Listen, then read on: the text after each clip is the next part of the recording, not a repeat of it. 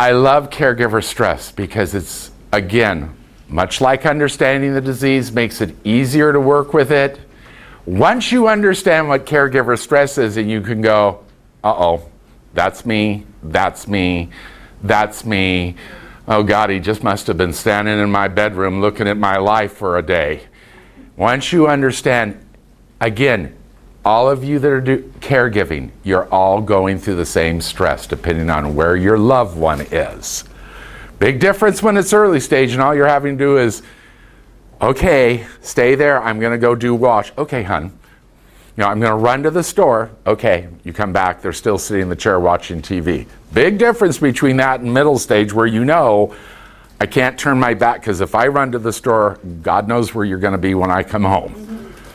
Or worst of all, I'll pass you as I'm coming in and you're walking. And worst of all, you're walking in your boxers. Okay? And the police are coming down the road too. This is going to be a real treat. So, you all go through this. It is much like I always teach you with Alzheimer's. It's progressive. There's a start, a middle, and end. Caregiver stress becomes progressive. There's a start, there's an oh my God, and then there's a I'm ripping my hair out. I don't know what to do anymore. So, stress reduction is all in how you approach your life. And I'm going to say things over and over so that they get burned in. We're going to talk about the three things. Identify the feelings. What are the feelings that go with caregiver stress?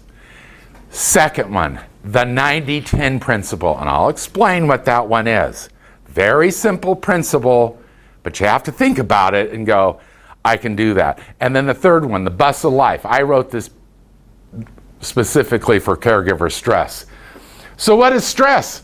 It's an unpleasant state. What a surprise. What happens? Our bodies become activated to meet danger or threat. 2, we identify the stressor.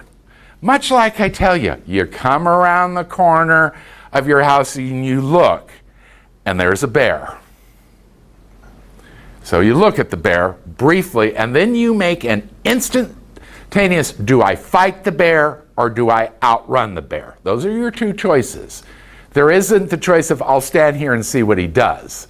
That's when you're called bear food. Okay? So you identify the stressor. Is it going to become an overload? You're in the middle of the forest and you're in the middle of this beautiful meadow, and the bear comes in and you're looking around going, there isn't a tree for 400 yards. I'm never going to make it. I guess I'm going to have to fight the bear. And I know I'm going to lose. So that's becoming overloaded. Does it overwhelm our feelings? Yes. Then we have to think about the stressor and ask ourselves, is it threatening or can I deal with it? Now, you come around the corner, you look, and there's a big old black snake, 6 feet of black snake looking at you. You're going to panic. But then you're going to think, you know what, I can outrun this thing. I know I don't have to be an Olympic runner to outdo this snake. And you know, you come around the corner, it's a garter snake. You still suck in, and then you go, where's a shovel? I can take this.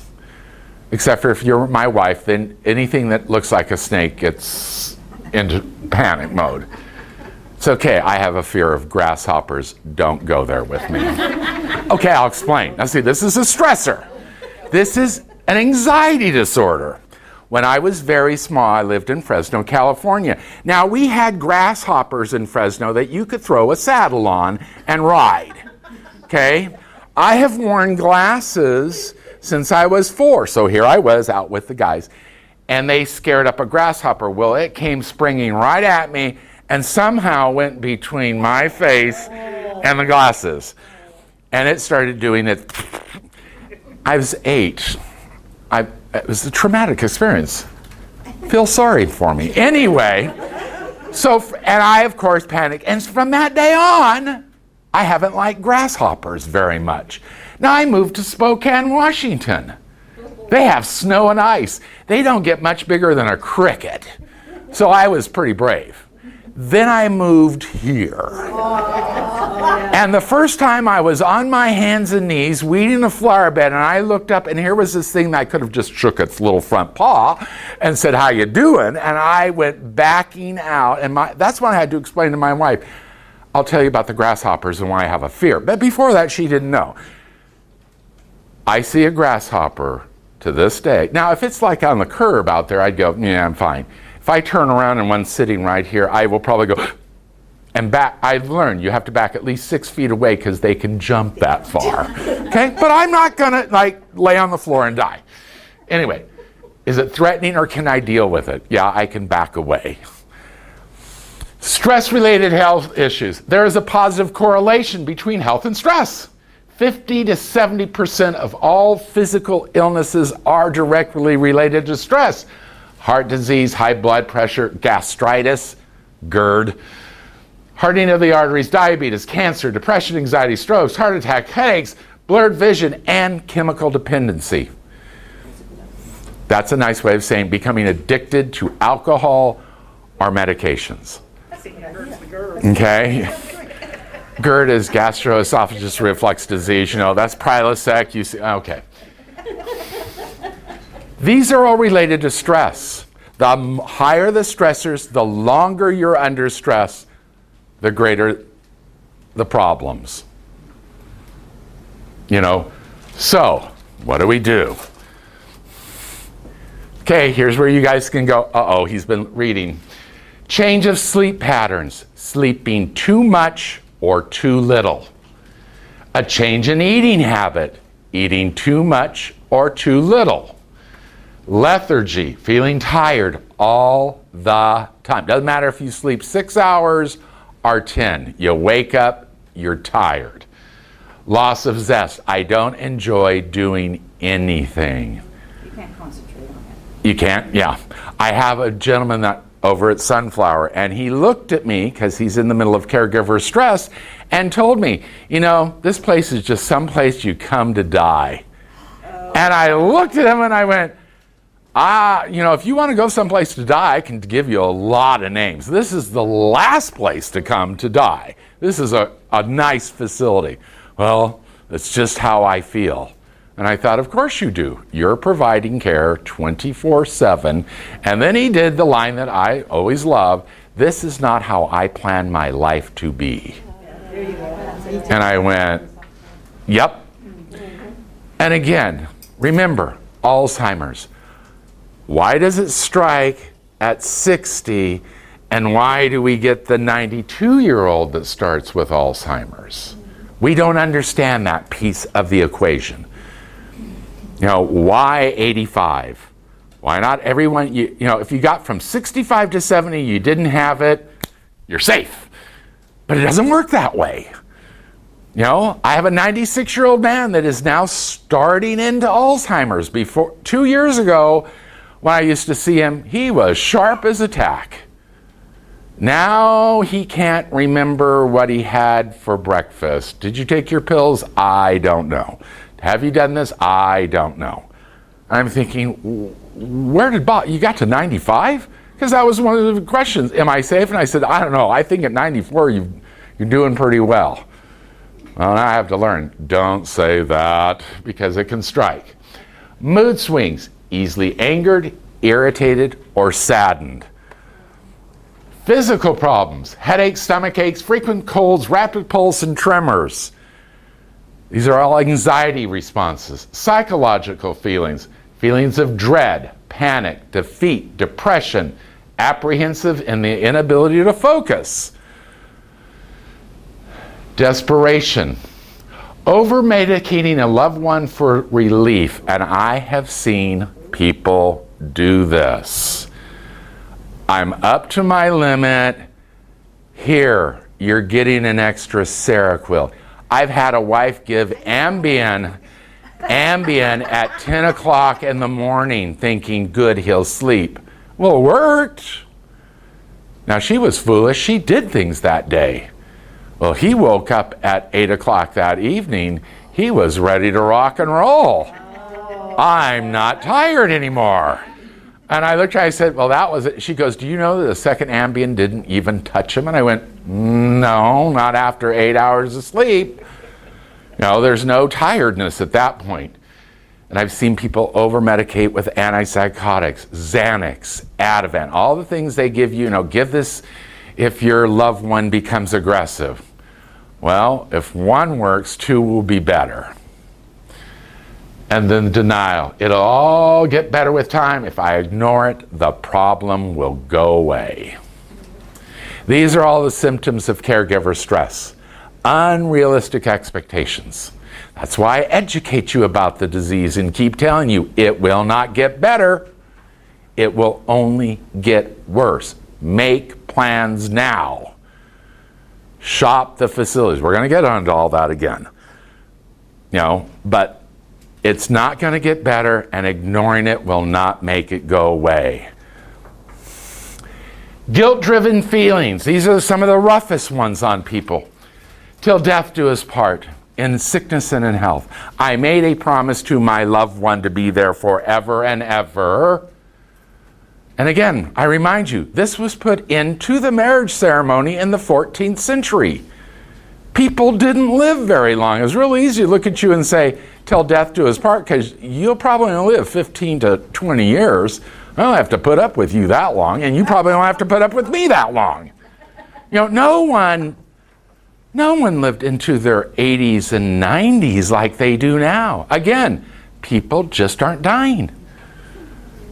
She has a heart attack. Heck, I'll send her to the hospital. They'll do bypass. They'll put in a pacemaker. They'll put in stents. They do all this great stuff. Stuff that used to kill people 40 years ago doesn't kill them anymore. People used to get pneumonia. They die. Heck, now I take you to the doctor, write you a Z-Pack. I take you down to Walmart, $25 later and 5 pills. Take these, you'll be good by tomorrow. Okay. People aren't dying. So, death do us part, sickness and health. A lot of guilt related to that marriage ceremony. 2, children. Daddy would have never put you in a facility. Why did you do this? Now, when we get to the bus of life, there's a lot of information we'll talk about children. Okay? My favorite. 3, the shoulda, coulda, wouldas. If there was only something I could have done different, maybe. Now I'm going to tell you, unless any of you are worth billions of dollars. No? Okay. You know what? The drug companies, everyone is spending tens of millions of dollars trying to figure this one out. Trust me, the company that comes up with the pill that they say, if you take this, this will stop Alzheimer's. But I'm going to charge you $1,000 for one pill. People would be lined up from here to Miami. And I'd be right in there with them. The money is there. People are, companies are spending, Pfizer is spending, AstraZeneca. They're all trying to get, because the person that comes up with this, you're hoping you buy their stock the day before because it'll explode. So, there's only something I could have done different. If I hadn't used aluminum cookware, if I hadn't, okay, remember, none of those things cause Alzheimer's. If I made him take more vitamins, I guess I should have made him stop smoking and drinking. None of those things cause Alzheimer's. So the shoulda, coulda, wouldas will kill you. Let it go. There's nothing you could have done to change the outcome of this disease. And you're only putting him there because you don't love him anymore. Children say this. Spouses say this. You're putting me in this jail because you don't love me. Versus, I'm killing you. It's those kind of guilt feelings you just have to set aside and say, you know what? I'm not going to let them get to me. Like I always tell people, disarm the button that drives the guilt. Don't let people push your buttons to get your, and for God's sake, don't push your own buttons. If you find yourself saying, oh, I really should do this, but I did say death do us part, you got to put the death do us part aside. And I always tell people, this is a delicate scale. As long as you're in the picture, the scale is like this. Something happens to your husband, you're okay. Something happens to you, this whole thing will flip over and crash on itself. That's why you guys have got to take care of you. Now, I can stand up here and, tell you, and if you move in here and I see you, I will still come up to you and say, what are you doing good for yourself today? And this is the 5th day I've been here in a row, and so have you. Why? I will ask you what you're feeling. So I can figure out, is this guilt-driven? Am I only here because I don't know what else to do? I don't want people to make me feel bad. And again, no one can make you feel anything unless you allow it. Where is she? There she is. You're ugly and your mother dresses you funny. Okay, that was pretty hateful. She smiled. I said it to her 2 classes ago. Okay, that's why there she is. I can pick on her again. She smiled, she laughed. She did not allow it to hurt her. You must be a really lousy wife to want to do this to your husband. It can only hurt you if you actually think, oh my God, he must be right. Act, don't react to what people say to you. I said something hateful, the action, I don't have to listen to it. Don't react. Really, you think that? Don't react to what people say to you. Family issues. We're not going to go through all of these, but these are what are coming, and these are the ones we deal with. Guilt, denial, anger, loneliness, isolation. Quite frequently, caregivers isolate into the house because, God forbid, I let my friends over because I don't know what my husband's going to say to them. I don't know that my husband won't walk through the living room naked. I don't know that he won't walk over and start peeing in one of the plants. I don't know, so I will keep people away. And worst of all, they quit going to church. I can't take him to church. I can't guarantee he won't stand up in the middle of Mass and say, I gotta poop. So we won't go. So they lose their community of faith. They lose their social circle. And all they're dealing with is their loved one. Okay, guys, this is as close as I get at putting a push for superior. The waiting list syndrome in this area is non-existent. The waiting list is where you make the decision, you sign up, and then you wait for them to call you up and say, we got an opening. You can bring them in now. There are plenty of openings. So you guys don't have to worry about, I really don't want to stick them over there, but there's no place nice and I need... This is great. Depression, role reversal. This is the problem of the children, not the spouses. Children have to become the parents have to become the children. All of a sudden, I'm having to make all the decisions for you. Now, here's the bad part. You're the daughter. I'm the dad. And you're looking at me going, you were the meanest father. You used to call me every name in the book, ground me. You know what? I can't wait to take care of you. And it happens. Not quite that obvious, but I'm going, what is going on here? And I always tell children, this is not the time to get back at your parents. This is much like kicking a puppy.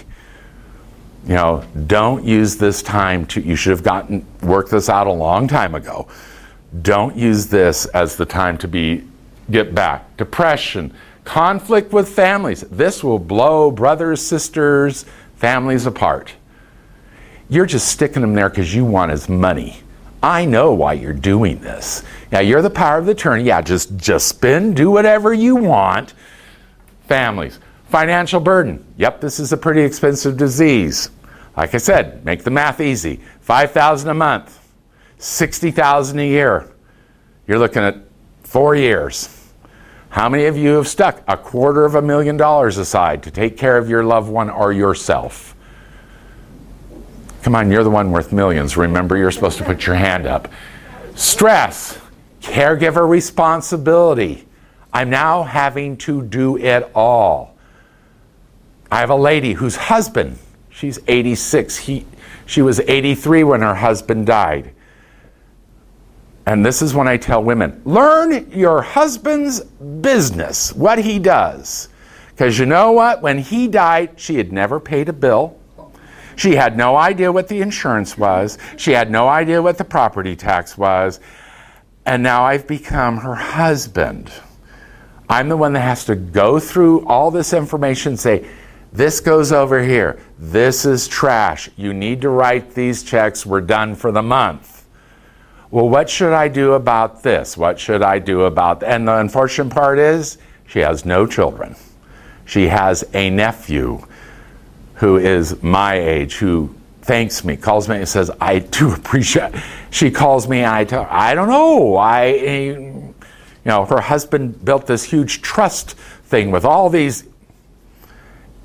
This poor woman didn't even know how to call an air conditioning company when the air conditioner broke. That was her husband's job. She asked me all the time, should I get the oil changed in the car? My husband said I should do it every 3 to 6 months. No, you've put 130 miles on your car in 3 months. I think the oil is still good. Are you sure? Yeah, I'm pretty sure on that one. So, she had no idea. And then life and death decisions. When do you say, we're done? We're not going to try to do all this pacemakers and all this other stuff that doctors can offer. And especially for children. I got to make the decision. Do we let dad go, or what do we do here? And what did I tell you last time? We're going to get to it again. Take care of yourself. What do? 1, improve your physical fitness. Go out and walk. I'm not telling you got to go to the gym and start bench pressing 550. Just get out and walk. Learn how to relax. When your loved one sleeps, you sleep. What do women do? Oh my God, he's asleep. I can do the wash, the vacuuming, I can do all the dusting, I'll sweep the garage, and then and they're exhausted. He pops up after 3 hours, and he's ready to go. And you're sitting in the chair going, I have no energy. When they nap, you nap. When they go to bed, unless it's some ungodly 7 o'clock at night, but go to bed. Do not think, oh good, they're finally asleep, I can get everything done. Because no one is going to come to your door and knock and say, you didn't do everything last night, I can tell. Take a vacation. The other thing, I don't know if Teresa said it, they will have respite care here. So that if your sister dies in Spokane, Washington, and you have to go to the funeral, and I can't take my husband on an airplane, you'll be able to check them in here. And no, they're safe, they've been well taken care of. Yeah, there's some cost to this, but you know what? You're going to your sister's funeral, you're taking care of that business. So there will be respite here so that, you can take vacations. Like I always tell people, you need time for recreation, and the word is actually recreation. Okay, that's what vacations are supposed to be about. You're supposed to enjoy yourself and get your energy back. So it's okay. If you're sick, stay home. If your loved one's in a facility and you're sick, please don't bring it into us. I'm sorry, people with dementia are not the cleanest people. They, go down the hall, They hang on to handrails, they touch stuff. The next guy comes along. Okay, now we have 2 pneumonias. It's real easy for things to spread in dementia units. If you're sick, stay home. We are not going to judge you. We are not going to call you up and say, well, I've been in for 2 days. How sick are you? No one does that. And like I tell people, we don't all stand here. We don't have somebody at the window that looks and goes, okay, Roy just drove up, check his mom. Oh no, it's Sally, check Ralph. When you walk in, the care is going on. It doesn't ever change. So if you're sick, stay home, please. I don't need a typhoid Mary. It's good for my business. That means I get to come in and take care of a lot of sick people. Great. Then I usually get it. So don't over-involve yourself. Just because your loved one goes into a facility, do not think, oh, good, this is when I will start. I'll go join the women's auxiliary group at St. Peter's, and then I'll start doing golf with the girls 2 days a week, and I'll join a bowling league because I'll have nothing else to do. Okay, don't over-involve yourself in things. Appreciate you for who you are, not what you do. Okay, you are, when one of my favorite questions, tell me a little bit about yourself. And if the first thing they tell me is, oh, I work at Superior, I'm a nurse, I always say, no, that's your job. Tell me who you are. Your job is not who you are. Your job is what you do. So, ask for help. It is okay to ask people for help, but don't get into the victim. Can you come over, Carmen, watch my husband for 2 or 3 hours, please? I'm sorry, dear, that's the day I have to go out to Lacano and do the support group. I can't do it. Oh, no one ever helps me. Okay, don't become the victim. Ask for help, but don't victimize yourself. People have lives too, but it's okay to ask. And be realistic. The disease is not static. It's gonna get worse. And what worked today for your loved one may not work at all next week. So always be realistic about where you are in the disease. Can I keep doing this at home? Please, God, I'm being nice about it. Try to be realistic and don't put yourself in that position of, I can keep going, because again, you die, what's going to happen to your loved one? Who's going to be there to find the facility? Going to call the kids? They're going to come up from Miami and down from New York and go, you know anything about Inverness? I don't know where to put them. Be realistic. Minimize the conflict. Always be truthful with your family. Tell them what you're doing. Keep them appraised of how Dad is doing. Don't lie. How's Dad? Well, he's not really getting out of a chair. I completely have to help lift him out of a chair now. And he's having some accidents now, so we're now having to wear those pull-ups and, blah. Be truthful with them. Don't let them come, in from Spokane to see Dad that they haven't seen in 2 years and go, what's this? Keep them up. Let them know. No family secrets. Show them the legal paperwork. We talked about this last time. Who's the durable power of attorney? Who have I assigned?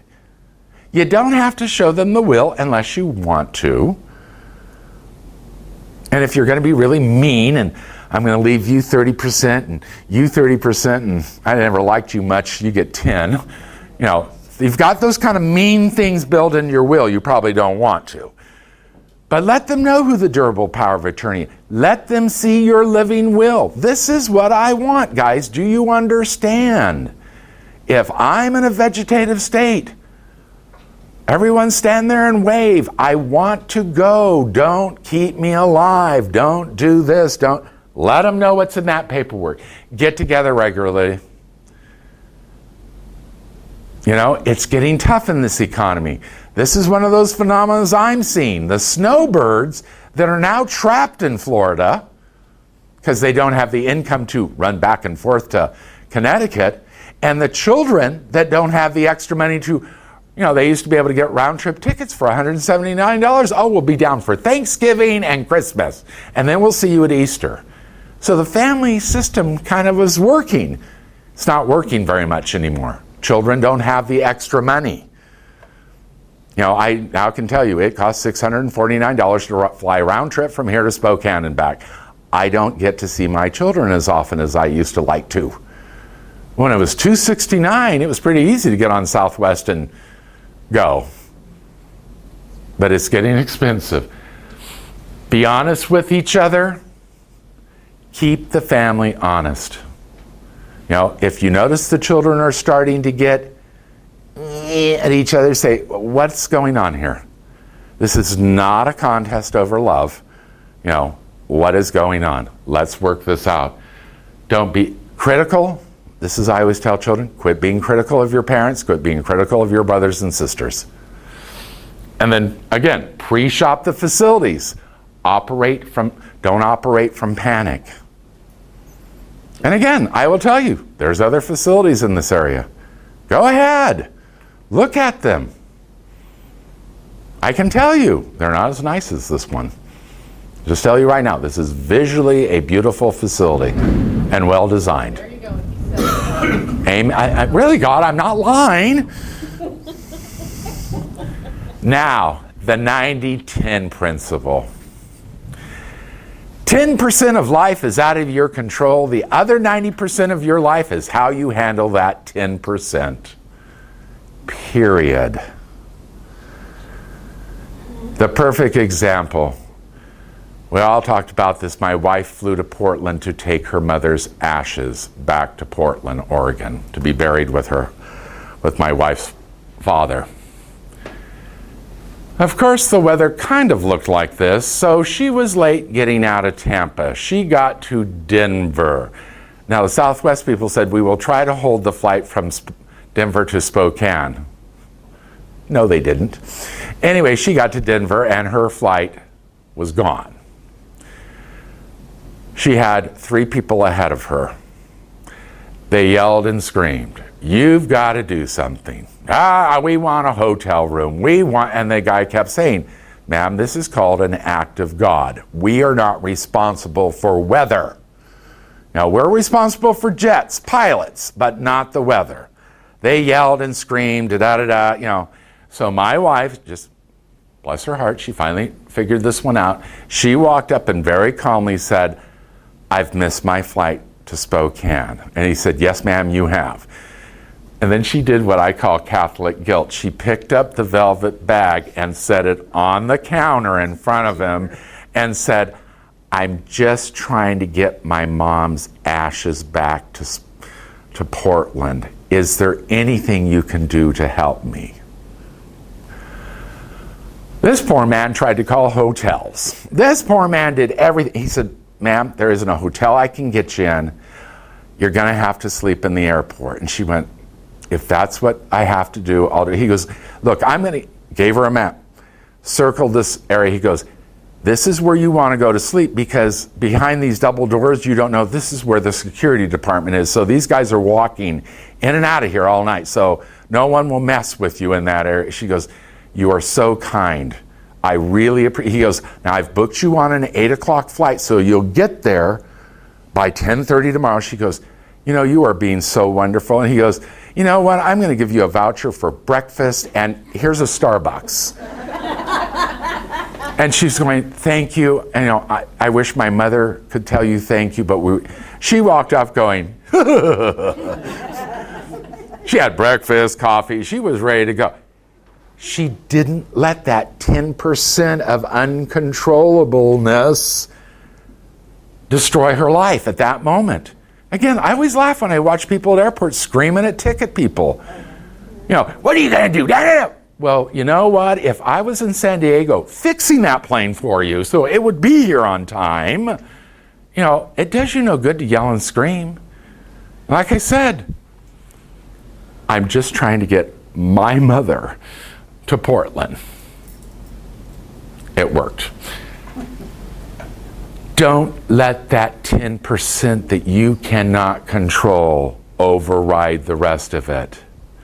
You are not in control of your loved one's disease, but you are in control how you let it affect you and how much time and energy you put into that 10%. Now with caregivers, you have to put a lot of time in. I know. But how you let that affect you is what I'm trying to get you to think about.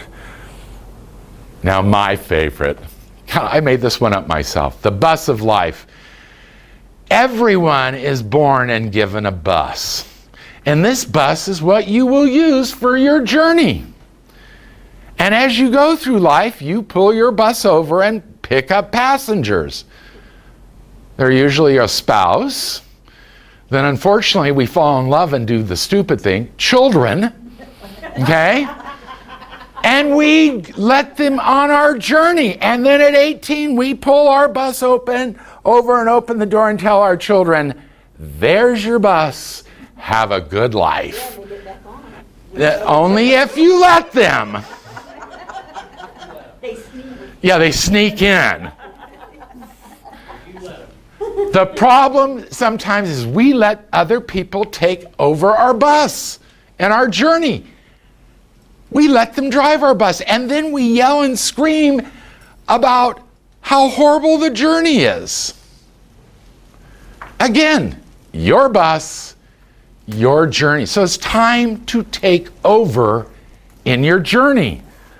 Rules. 1, sometimes an unruly passenger will throw a fit and distract the driver. The driver is to pull over and take the time to correct the passenger's behavior before it affects other passengers. Simply said, you got somebody throwing a fit in your life? Take the time before it boils all across your entire family. 2, if your bus starts to break down, immediately stop. Do not ignore the potential for engine failure. The problem may only take a few moments or days to repair. Ignoring the problem can result in complete breakdown and recall to your manufacturer. Again, if you're sick, stay home. If you're sick, go to the doctor. Do not let yourself, don't ignore yourself to take care of your loved one. I had a little lady, Frances, that did this, and she's the only one I ever got in trouble with the state because she walked in and I looked down the hall and I walked up to her. I said, Frances, you look like death. Go home. I'm fine. No, you sound sick. So I got my stethoscope. I said, your lungs are full of stuff. Get out of my facility, please. I don't need this running through. So she promptly went home and called the state on me. So at 8 o'clock in the morning, in walked the state, looking for me. So we had this chit chat. So I said, I think she had pneumonia. She was horrible. So I called her up. I said, but she'll be here. Trust me. Well, she didn't show up. So I called the daughter. She said, oh, Carm, I'm sorry. Mom's in the hospital. She has walking pneumonia. I said, would you mind telling that to a state inspector, please? So she listened. So her whole ending to this was, perhaps you could have been a little more gentle than tell her to get out. I said, I'm sorry, when you have 40 demented people, you don't need walking pneumonia going through. She got out of the hospital and started showing. She would show up every day for 4 hours. She refused to let us do his laundry. She would take his laundry home. And yes, he was incontinent. So we're going, we can take care of this right here, right now. No, I've got to do this. She would come in with the mail and show him the mail and talk about, should I pay this? And I'm like thinking, your husband doesn't even know where he is. And she got sick again. And I said, Frances, you are really sick again. I think you've relapsed into your pneumonia. Please go to the doctor. I'm not going to tell you to get out. It's your choice. So she left. Not very happy with me, but she left. I live in Spokane, snow, ice. She was driving home, fell asleep, hit ice, slid into a telephone pole at 65 miles an hour and died. And she's my classic example of having a scale turn completely over. Because children I'd never seen before showed up. And they all had very horrible stories about their father and why they'd never come to see him. And I went, okay, but I still one of you have got to take over. She'd never named her children as durable power of attorneys. So we had to get them to attorneys to get that paperwork. I had no one to make decisions for this man because Francis wouldn't turn loose. So if you're sick, go to the doctor. If you're really sick, take the time to repair yourself.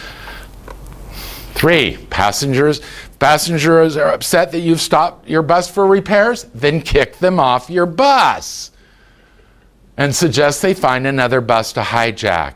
Again, I can't believe you stayed home. It was just a little stomach bug. Why didn't you go see your husband or children? Mom, you can't be that sick.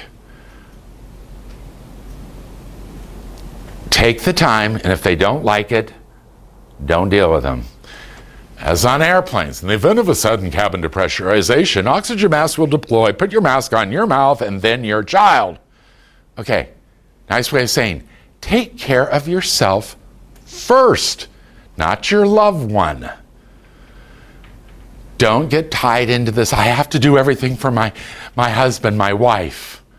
Take care of yourself first, then the loved one, and then the children.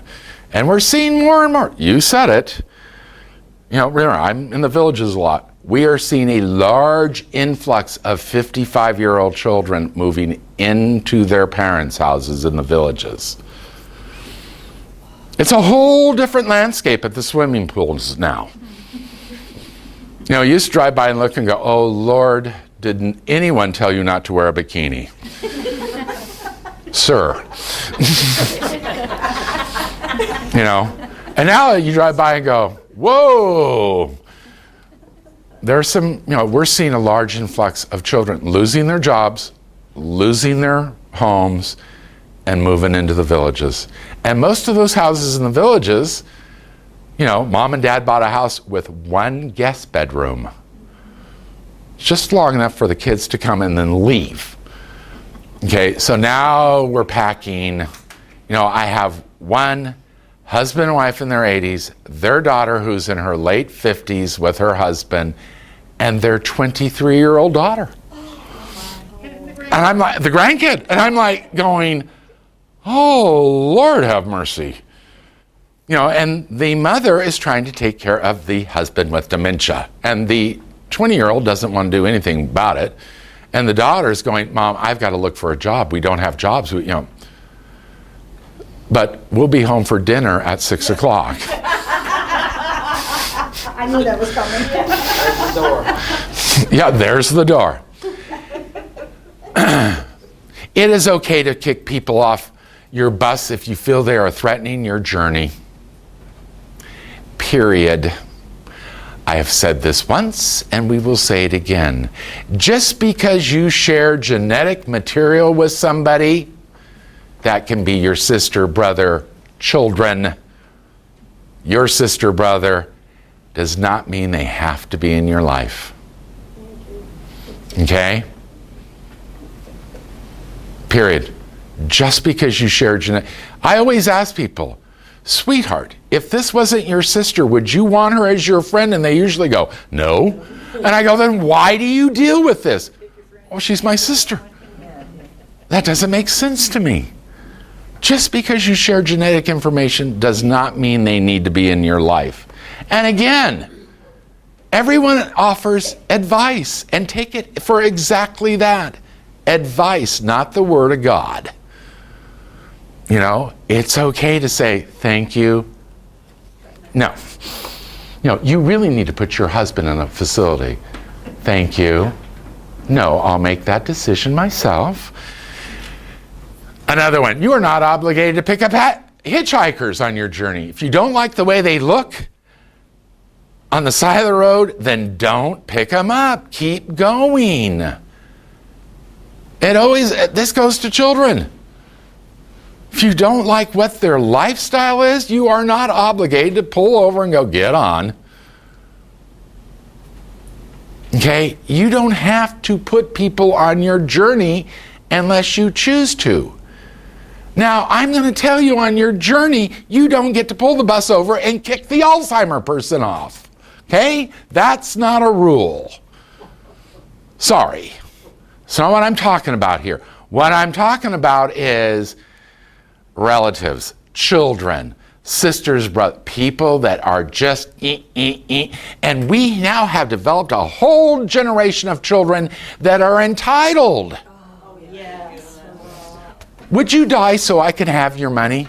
By the way, Dad, when you die, how much money are you leaving me? When my daughter asked me that, I said, when I'm 80, I'll tell ya. But I have this new rule, Lauren. I'm spending it all. I mean, she just went, she goes, well, how much did your parents leave you when you die? I said, that's none of your business. I said, but you know what? She goes, well, do I get the painting? I said, you know what? If we're, I'm only 59. I'm not sick, please. But the entitlement generation of children that are, I have a little lady that's trying to take care of her husband. This is both of their second marriage. He has 3 daughters. The 3 daughters hate the stepmother and make no bones about it. Dad is 93. This is the gentleman. Failure to thrive. Had a massive heart attack. Is living on 20% of his heart. This is not a well man. I tried to get hospice. I'm discharging home health to get hospice in. And she looked at her stepmother and said, you just want to do this because you want him to die. And when she told me, I said, is this lady anywhere around here? She goes, no, she went back to Michigan. I said, thank God, because I'd be in court for murder. I said, this child needs to just go away. Honey, pull your bus over, open the door, and let her off. She goes, they're really going to be upset when they find out that their dad, right after we got married, changed the will. And I went, oh, Lord have mercy. I can't wait.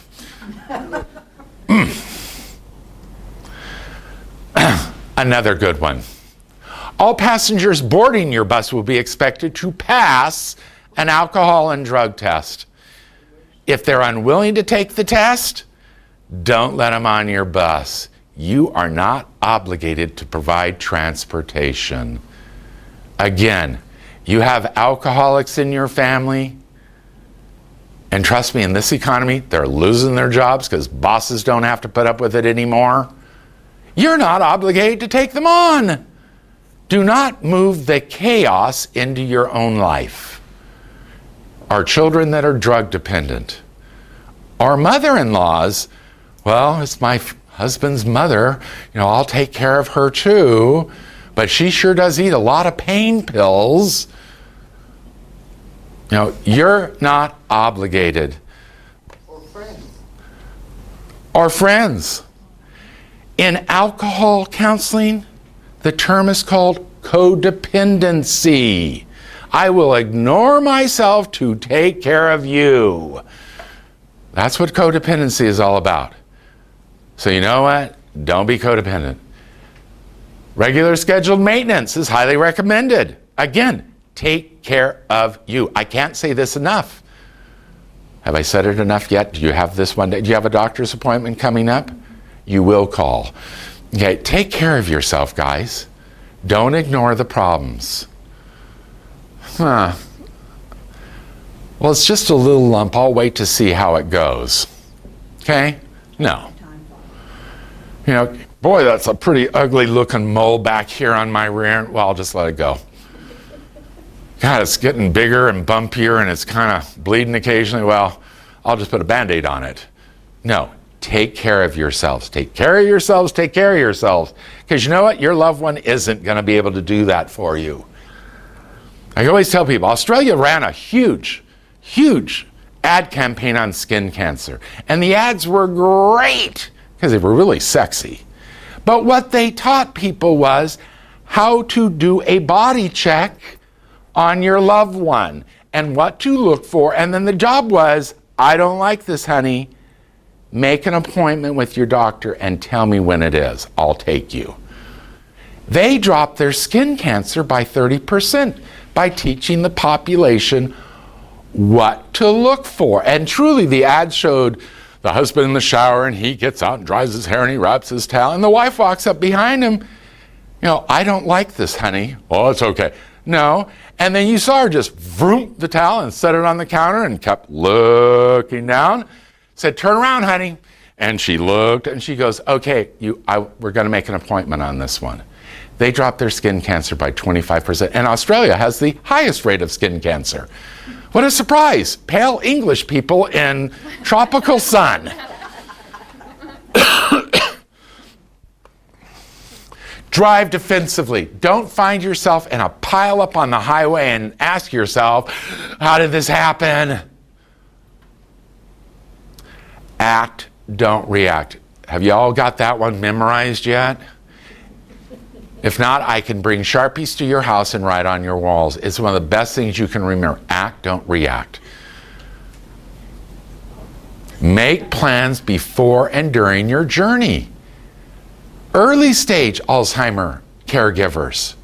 It's okay to say, would you sit with my husband for 2 hours? I'm going over to Superior. Could you sit with my husband for 2 hours? I'm now going to check out Nature Coast. Can you sit? I want to check out this Crystal Gym. Can you sit? I'm going to go all the way into Spring Hill and look at, another facility. Make plans while you can. Don't wait for to hit the fan and then ask yourself, what am I supposed to do? Because the answer is, you should have been doing this all along. But again, here you guys go. 60 rooms. Well, they're not completely wide open. They have leases on some of these. You have a location. Obey the laws of the highway. And this is just truly obey the law. Any deviation or shortcut in your journey can result in the loss of license and need to become a passenger in someone else's bus. Okay? Follow the law. Don't try to do anything illegal.